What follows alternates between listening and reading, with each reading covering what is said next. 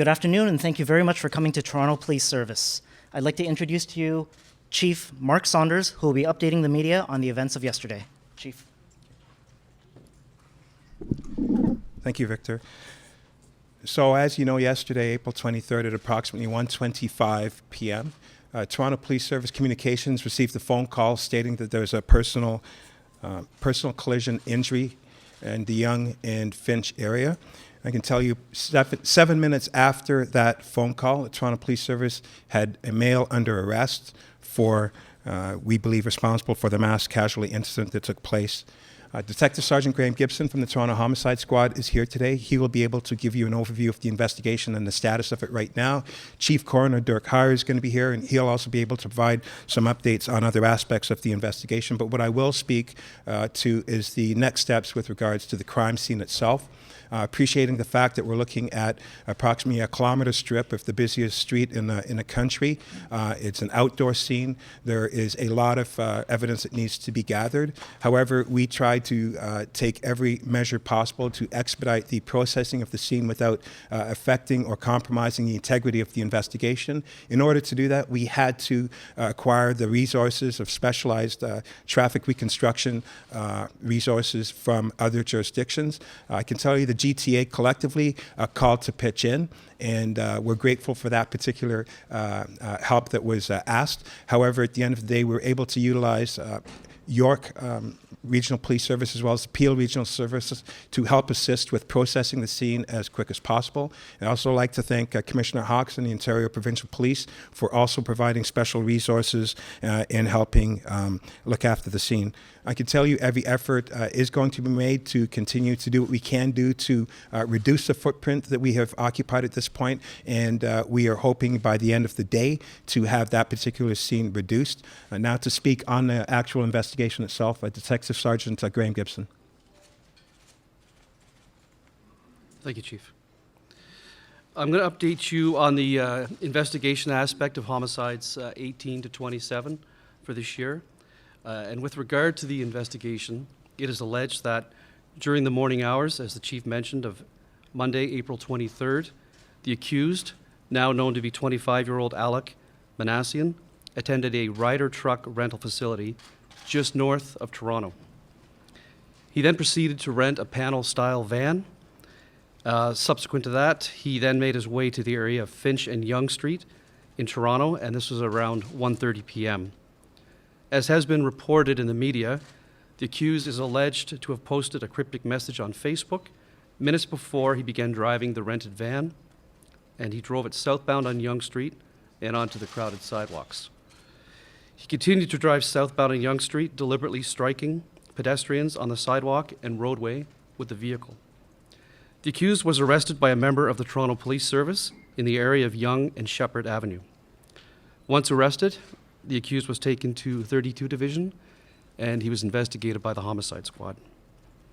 He has been charged with 10 counts of first-degree murder, 13 counts of attempted murder, and we're anticipating a 14th count of attempted murder, which will be laid shortly following some follow-up investigation. The accused did appear in court today, this morning at 1000 Finch Avenue, and he's being held in custody.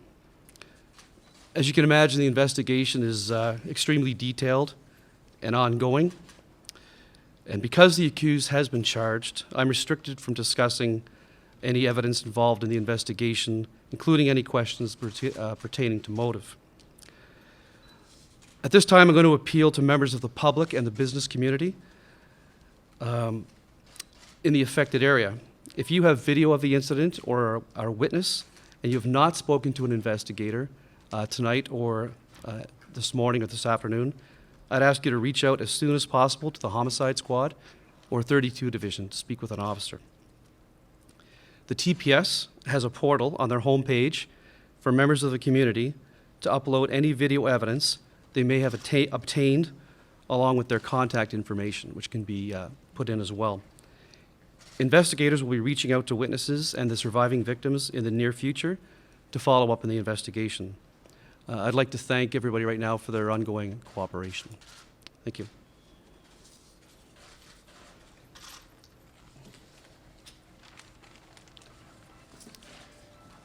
So I'd like to start off and speak on behalf of the death investigation system in Ontario, and also with my colleagues and all of those others in law enforcement that have been working diligently throughout the night and all afternoon yesterday to express our heartfelt condolences to the families of those who have suffered terrible losses, for the tragic deaths, and the multiple victims who are also still injured and recovering.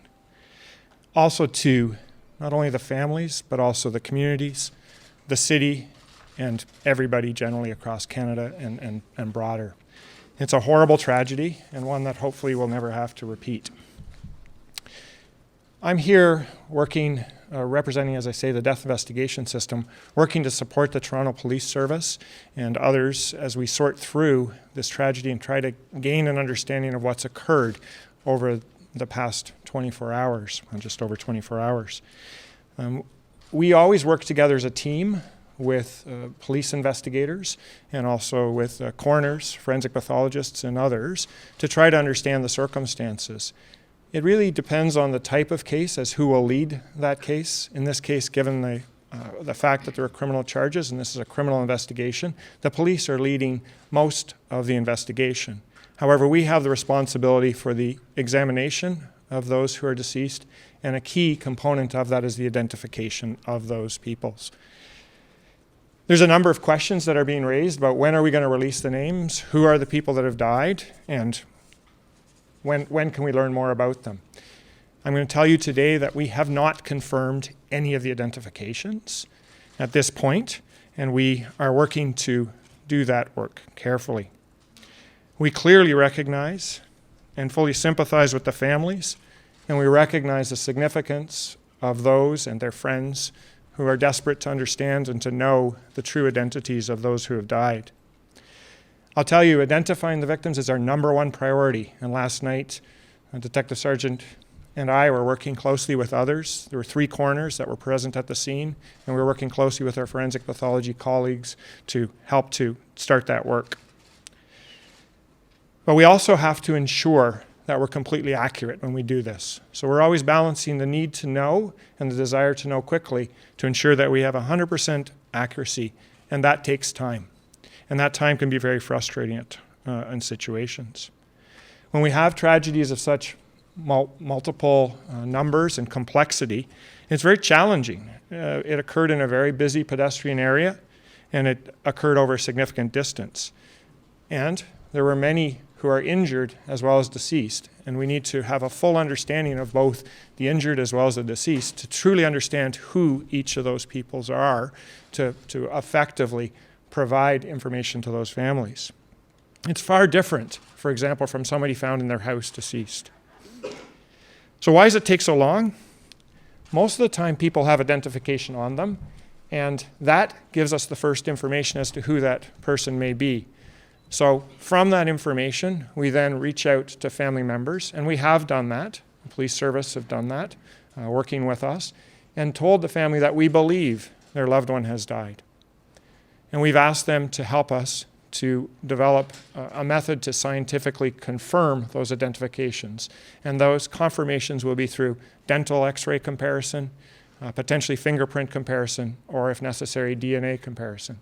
So we are actively obtaining records. We have, as I say, notified families and told them that we believe, tentatively, that their loved ones have passed, but we've also provided great caution in that, and therefore we will not be releasing any of those names until we fully understand it. You know, people look different when they're deceased. Injuries occur, and we want to be very careful that we don't have any confusion with that. There's a team actively working right now, forensic pathologists, forensic anthropologists, coroners, dentists, and scientists all working together, as I say, to make a plan and to develop this. Having said that, I don't believe that we will be confirming names for certainly a number of days. And when we do, we will release those in a respectful way after the family are notified of the confirmation. So over the next number of days, we will be doing that work. We will also be doing full examinations to fully understand the injuries that occurred and to help inform family members, but also inform the criminal justice. So at this point, I will step over and the mayor will take over. Well, good afternoon. First and foremost, may I begin, as I have previously in speaking to this matter, to express once again my condolences on behalf of all of the people of the City of Toronto to the families of those who continue to suffer. Obviously, they have uncertainty added to the tragedy that happened yesterday, and many of the people in the surrounding areas have some of the same uncertainty. But I will say, in expressing our deep condolences and heartfelt sympathies, that both the Premier and myself have made inquiries of the officials and have been assured, and I am entirely satisfied, that every possible resource has been applied to the task that was just described to you, and that everything is being done as quickly as possible. And that includes the much less important matters, but nonetheless ones that I'm going to address, which have to do with the city and its state of affairs. The city itself, we're seeing what the city's made of today, and I think in terms of its sort of moral fiber and its spirit, people are showing the world our best, even on our darkest days. I think a visit to the memorial up at Yonge and Finch is something that is very moving, because there have been hundreds and hundreds of people who have been there, and they've joined in solidarity with all of those they don't know to express their heartfelt condolences as well. We're seeing a great deal of generosity of spirit, but we're also seeing generosity that people want to express in other ways in terms of providing some degree of support for the families that have been affected by this. People want to help. They want to do something. We've seen organizations start up fundraising campaigns, and one of the things we thought best for us to do at the city was to be in touch with the Toronto Foundation to try and bring a degree of coordination to this. So you had one well-known organization that has an organization in place to deal with precisely this kind of thing that could help us to in one place pull together the generous support that people wish to offer of a financial nature to support the families of those who've been killed or injured. And so the City of Toronto has partnered with the Toronto Foundation, and there will be initiated today a fund that is called #TorontoStrongFund. And this will ensure that donations can be put together in one place and then can flow to families and agencies and others in an orderly fashion, including victim services. The City and the Toronto Foundation have also been in communication with GoFundMe and the organization Canada Zakat.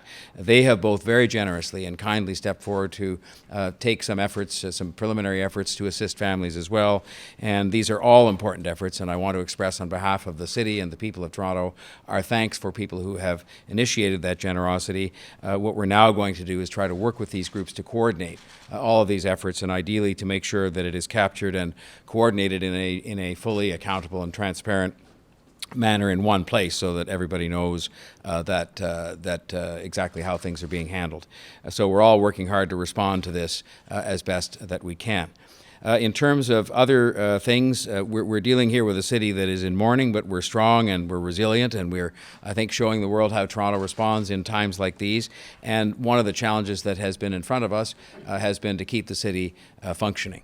And we've had, I should tell you, extraordinary help. And I want to just underline again, as I have in previous times that I've spoken, the work that has been done by all of our first responders yesterday and today, and the work that continues to be done, of course, in the main by the Toronto Police Service, is something that was extraordinary to behold yesterday and continues to be extraordinary. And that, of course, not only extends to the work they're doing investigating, but also it includes the cooperation that the police chief and his men and women have shown to us in the context of trying to complete their work as soon as possible. And I should say I made it clear from my standpoint, while we want to get the city functioning normally, that I wanted to make sure he had every opportunity to do his work completely and properly and thoroughly. But obviously we wanted to get the city working. And I should say our city staff, together with staff from elsewhere, have also been very helpful in this regard.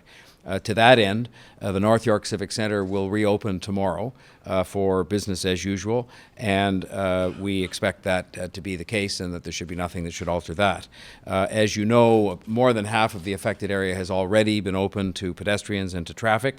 The closure, the continued closure of part of the area is posing difficulty for many and is trying the patience of many, but I ask for people's continued understanding. As you heard the chief indicate, we expect that with all the work that is presently being done by the police service, by the TTC, and by Canada Post in this area, that it should be done by the end of the day today. And so while we won't we won't make the afternoon rush hour as a time that we can reopen the roads and reopen normal subway operations. We expect that will in fact be the case by early evening today, and so that means that during the afternoon rush hour, it's likely that the TTC will continue to bypass the North York station, and the section of Yonge Street that is presently closed will remain closed. But by early evening, we expect the full extent of Yonge Street to be reopened, and that the subway will then resume normal operations, including stopping at the North York Centre stop.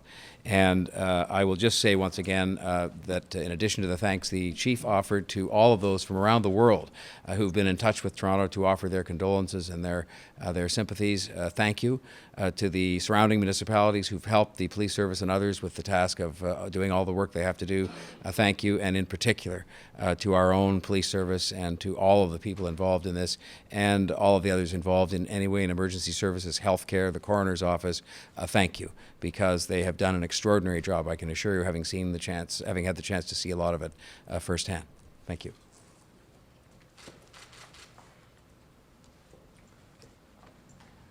Okay, so we'll open the floor to some questions. Confirm that a cell phone was seized at the scene? Can you repeat the Can question? you confirm that a cell phone was seized at the scene? Yes, there was a cell phone from the suspect that was in fact seized. Detective Sergeant, can you talk a little bit about that time between when he allegedly rented this van and when the rampage allegedly started? Did he go straight from the rental place to Yonge and Finch, or are we talking about a matter of hours in between? And if so, have you been able to fill in that time? As I stated, because it is an ongoing investigation, I can't get too detailed. I can say that it was a fairly short period of time, and we're working hard to fill in those gaps before the events that occurred. You made a point of mentioning this Facebook post, which is something that you normally wouldn't necessarily hear, but is there a reason that you mentioned that, and is there something you're reading into that? No, we look at all aspects of what comes in with an investigation. We take everything and we analyze it and investigate it. I knew for a fact that it was in the media. It was very prevalent on television yesterday and in the papers. So I'm not telling you anything that I think you yourselves and the public don't already know. And it's something that we'll take into account in this investigation throughout the coming weeks. Detective Sergeant, I know you can't talk about motive, but the big question remains why. You did mention that Facebook post. Can you at least say if the suspect was frustrated with his relationships with women?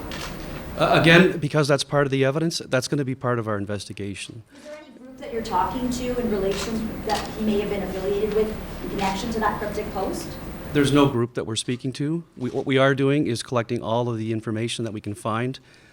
It's an ongoing process, and we will, over the coming weeks, investigate all of those aspects. Is there any reason to believe that he's mentally ill? The number of women who were in the victims, to give us a sense. I mean, looking at the list, the names seem to be predominantly female.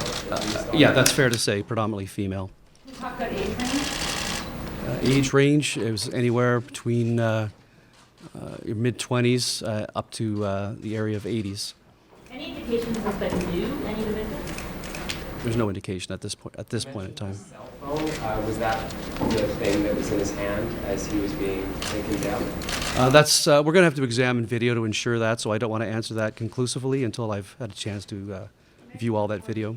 Victim for the attempted murder, did that occur in the same location as the other incidents? I'm sorry, you have to repeat the question. The 14th attempted murder individual that you cited, that was just on the verge of announcing? Yes, it's all in the same area, yes. Do you have any reason to believe that the suspect is mentally ill? That's something that would have to be explored, and it's far too early for me to make any comment on that right now. Any Do you have sense anything that to say about his possible obsession with the California killer, L.A. Broncho? I don't have anything to say about that right now, except to say that it's something that over the coming weeks, and I'm repeating myself, it's something that we'll be looking into. Certainly. Would have over 15 injuries. Today you mentioned that there's 14 possible with follow-up investigation. If 15 people were injured, can you explain to us so we can help explain to the public why there wouldn't be perhaps a 15th also? It was simply a matter of a miscount, and we were able to look further and deeper into all the evidence that we had at the hospitals. As you can imagine, it's very confusing, and it was just a miscount. And it's accurate as up to today, yes. There are in fact only 14 who Yes. were injured in this? Can you tell us about the extent of their injuries? I can't speak to the exact nature. I do have an idea, and it ranges from scrapes and bruises to terrible injuries that I won't get into discussing here. Can you tell us how many are out of hospital? Sorry? Can you tell us how many of the victims are out of hospital today? I don't have an exact number of that. I do have investigators who are involved in tracking that, but I don't. To tell you, I know some have gone home, but to tell you an exact number, I'd be guessing. How close are police to understanding the route he took? We've heard it, he was, are you mapping that together? How close are we to understanding exactly where the victims are and how that all went? That's being done. It's a part of the process of us going through the crime scene, and we had the experts come from Hit and Run, as the chief spoke of, from our service and other assisting services, in conjunction with forensic identification services. It's going to take a bit of time to make sure that we've got the proper route, but we're still working on that. Can you talk about the state of the deceased in terms of how difficult it is to identify? It might be a better question for Dr. Huyer, but is it more just what happened with Humboldt, that you guys are being careful, or does it say something about the state of the deceased when they were found? I believe the doctor would speak to that. So in Ontario and generally in death investigation, when there's a complex incident like this, because of the severity of the injuries, which I'm not going to specifically comment upon because I haven't had an opportunity to directly examine all of the deceased persons, but with that complexity also because of the number, we always take an approach that we will use a scientific method to confirm the identifications to prevent any confusion that may arise. If you think about visual, it's visual confirmation. So usually when we're doing a visual confirmation of an identity, we usually have strong belief that that's who the person is, and in fact, the visual isn't really an identification, it's a confirmation. And with many people who die within a complex situation such as this, and many who are injured, we are very careful, and therefore we use a scientific method so that there won't be potential confusion. That's because of what happened in Homicide, just to make sure you're following the usual protocols. This is our protocol. This is the process. This is the process that we take in a complex fatality. That's something we feel strongly about. We've talked about this through planning and discussions, and this is the best practice that we feel strongly with. It's very challenging, though, I will say, because there are many in the public, many in the community, many families who want us to confirm, and we're very careful about that.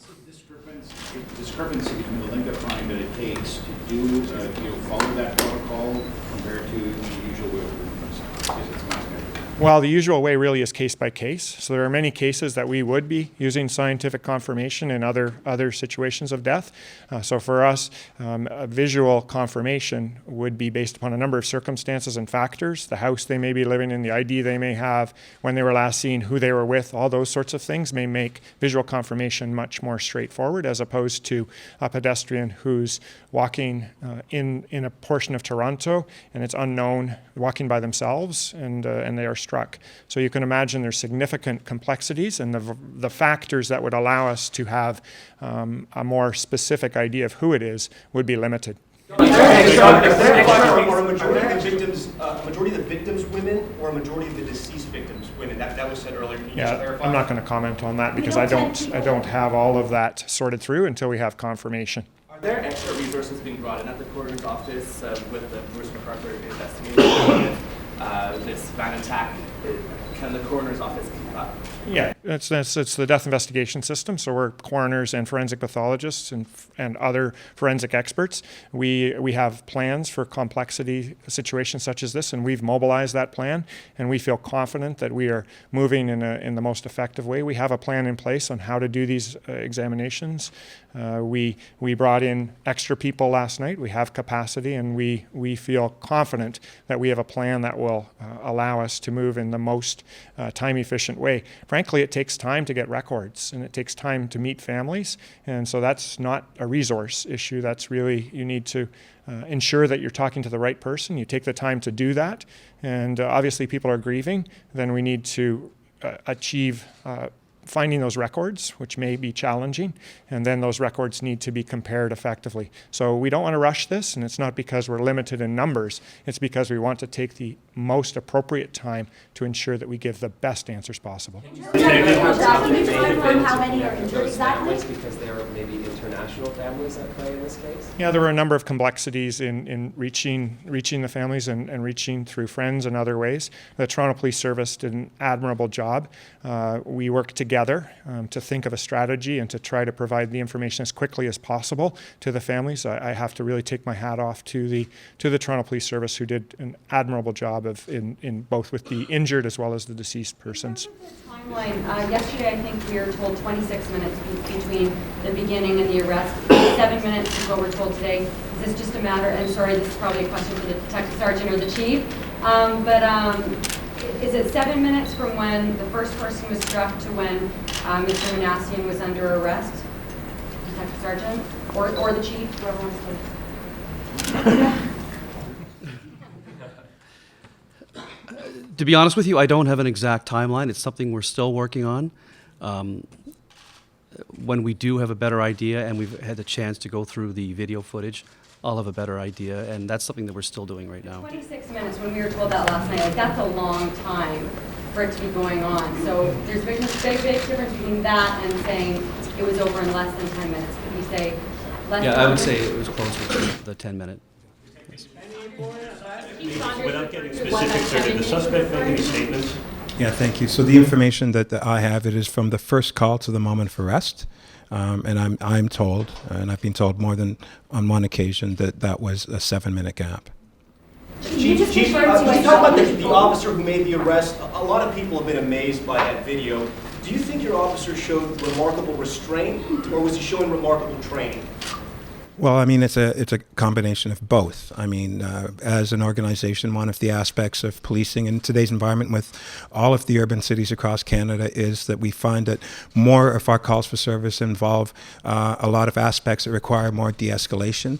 We've added a third day within our organization that's specific to de-escalation and dealing with not just community interactions, but also dealing with the de-escalation piece. Our training at the police college as well speaks to de-escalation. More people will be dealing with de-escalation than pulling out their firearms in most police agencies in Toronto. And so it is a focal point of our training piece. Having said that, that particular situation yesterday, the way in which it went down was nothing short of remarkable. Did he see it was a cell phone? Well, that's going to be evidence, and I believe Detective Sergeant Gibson wants to put a hold on drilling into the minutiae of it.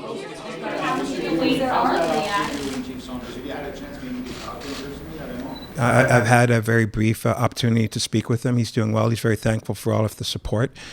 He basically expresses he defaulted to his training under the circumstance, and we're doing anything and everything to make sure that his well-being is looked after. Can you talk about enhanced security around the city? There's the Jays game tonight. Has anything been beefed up as security-wise? Well, from a community safety perspective, we have put our officers on 12-hour shifts at this point in time with a couple of overlaps to look at ensuring that we have the most amount of officers where they need to be and why they need to be there based on threat assessments, based on information we receive from intel and any other aspects, and ensuring that the City of Toronto is in fact safe. We have nothing that suggests that there needs to be any more concern from a safety perspective, but having said that, I don't want to remain overly comfortable on that. Our officers are highly trained to make sure that we've heightened our awareness and to be making sure that we are communicating with the communities that we are policing right now. And we've changed our deployment with what calls we are going to. And the investigation takes priority right now, and we're going to take every step to make sure the investigative piece is looked after to its fulsomeness, as well as we continue our day-to-day process of being where we need to be at all times. Wendy? Calls. You guys weren't dealing with any non-emergency situations yesterday. Has that changed, or are you guys working or dealing with that? No, that has changed. We are scaling down, but we also are making sure that all of the priority calls are looked after in a very timely fashion, and then we will take the next steps of building down from that, which is what we're doing right now. Wendy? Can you speak to resources? You hear this is a third high-profile homicide investigation that Toronto Police have taken on in a number of months. Are your officers stretched? Do you have enough resources to deal with this? Well, as you can see yesterday, everybody steps up to the plate in time of need, not just the law enforcement, but also members of the community. It really does define the City of Toronto as a whole. This is a particular situation where we have quite a lot of resources to help at the front-loading end of it, and we have an opportunity to hold this particular crime scene so that we can really dig down and make sure that we have everything that's necessary for this particular investigation. Resource-wise, I'm very comfortable with where we stand right now. Can you talk about Say the very race early on against that the there's rain? no evidence that this was terrorism, no evidence that there was a connection to another group. What provides that certainty? When do you so sure? No, that was not said. That's very incorrect. As a homicide investigator, and Graham is very highly trained, all doors are open. Everything will be explored. You guys are looking at one particular aspect of the investigation, but I can tell you from his seat, there are going to be many more layers. A lot of judicial authorizations. There's a lot more video evidence that has to come in. There are a lot more witnesses, which is why we have the hotline up there. We've got tremendous support right now from the community. The one thing that I missed yesterday, because I just landed here and I didn't really fully appreciate what many citizens had to witness, the casualties that they were witnessing, just being there at that time and seeing that. I want to make sure that everybody has an understanding that we do have that hotline to help people that are in need, or if you know somebody that, I don't want anyone to feel like there is nowhere to go. And so that hotline will provide a starting point for those people that will need that help. And we've also looked after our members of the service, not just our frontline folks, our communications operators, our call takers, anyone that had a touch point with this. It's important that we do everything that we can from a wellness perspective as well. Rule out terrorism or hate crime charges then based on this Facebook post? I've said that all the lanes are open with this investigation. Gibson, question for you. Witnesses have said, and you've charged him with premeditated murder in each one of these cases, which implies deliberate. He was going after these people.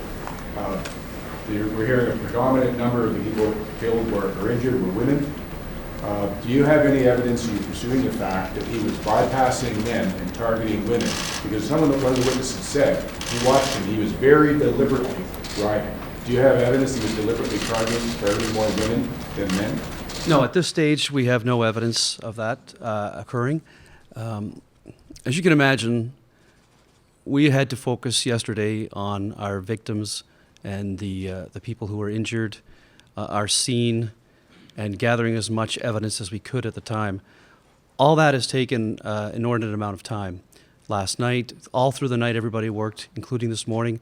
All of those things have to be looked at, and it's going to be over the coming weeks.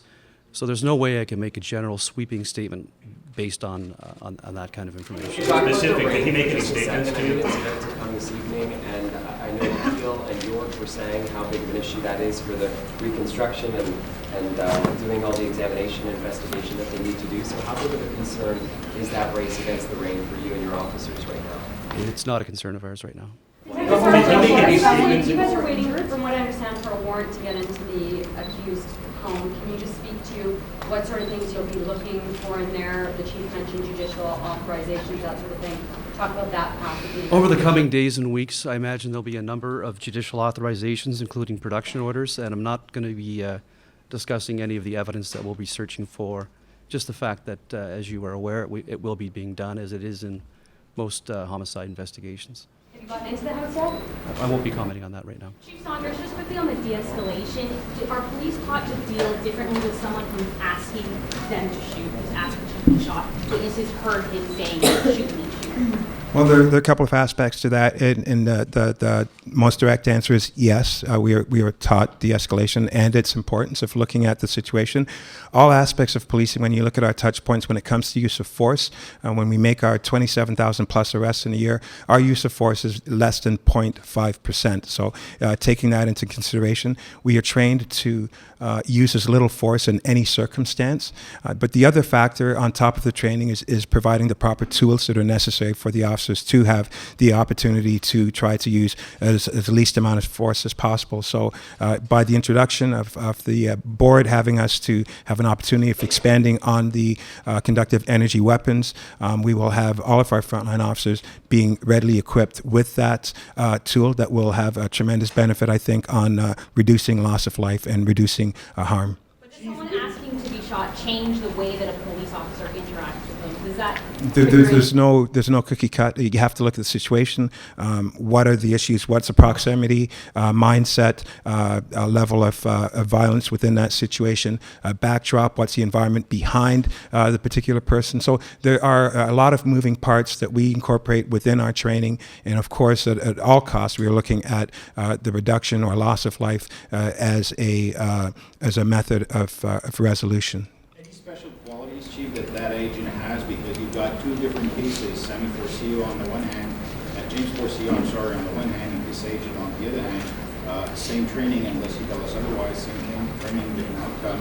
Well, I don't have the luxury of doing comparatives. What I'm doing is I'm dealing with the moment that we have at hand, and right now at hand, we had a mass casualty incident, and as a result of that, we were able to successfully apprehend the person we believe responsible for that, and on the go forward, we are going to take the necessary steps.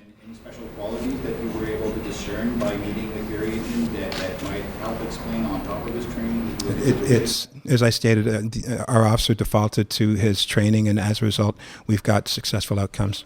Has the suspect made any statements at all to you, and have you guys ruled out any accomplices? Detective Sergeant Gibson is looking into all of those aspects. As I stated earlier, we will investigate to the fullest, and whatever we can obtain, we will obtain, and we'll push it towards the court system. Thank you. Thank you. Sorry. Quickly on that. Yeah, I can definitely do that. I was out of the country at the time, and obviously my first issue was the loss of life, and to the families that, having been in homicide, people can't really appreciate the fact that we have a lot of live victims, and this is a toll that will last forever. The magnitude of of where this occurred is something that also had a concern. The well-being of my officers, and also the civilians at the front end taking the calls in and having to deal with it, knowing that there'll be abundance of calls of people who were not there to witness people dying, and we being the first point of contact, and understanding, appreciating the impact it has on our civilians as well. Toronto is an urban city. It's the fourth largest in the North American continent. I can appreciate when we look at the world map and the scope of things that are happening, that it is a reality. There is, we are policing in a difficult environment, and the ability of having the properly trained people in place at the right time to do the right things becomes very important for us. Looking at lessons learned on the go forward, how can we as an organization benefit from this? How can we educate and update the public in a timely fashion so that we can all take a part in that community safety perspective? And also looking at it globally to look for commonalities and look for, when we start debriefing, what can we do better? Are there things that opportunities for us to grow and enhance and make sure that we provide the best product that we can as law enforcement for the great city of Toronto? So anybody can call that victim services hotline, right? Somebody that witnessed it, and that's different from this one we're seeing up here. It was a different hotline, right? Yes, and we'll provide that particular hotline. It's important that we as a city as a whole, community safety is not just a matter of saving lives, it's also a matter of well-being. We have partners, we've got victim services and other people that are stepping up to the plate to assist us. It is for free. It is a service that will be provided for free. There is no cost to it. And I don't want people walking away thinking, I need help, but I can't afford it, or I need help, but I wasn't part of this investigation. Or if you have a friend that may have witnessed it but has nowhere to go, if that friend can contact that person and at least start a process, it would be of great benefit to us as a whole, as a community. So thanks for that. Can you just confirm how many people were injured? I'll let Detective Sergeant Gibson answer that. As I previously stated, 14. Any foreign consulate or embassy make inquiry about the victims? Yeah, we do have at least the Korean so far, and there's others that we're dealing with, but it's just a matter of us being able to have the time this afternoon to get back to them. So it's ongoing. All right, thank you very much. That concludes today's conference.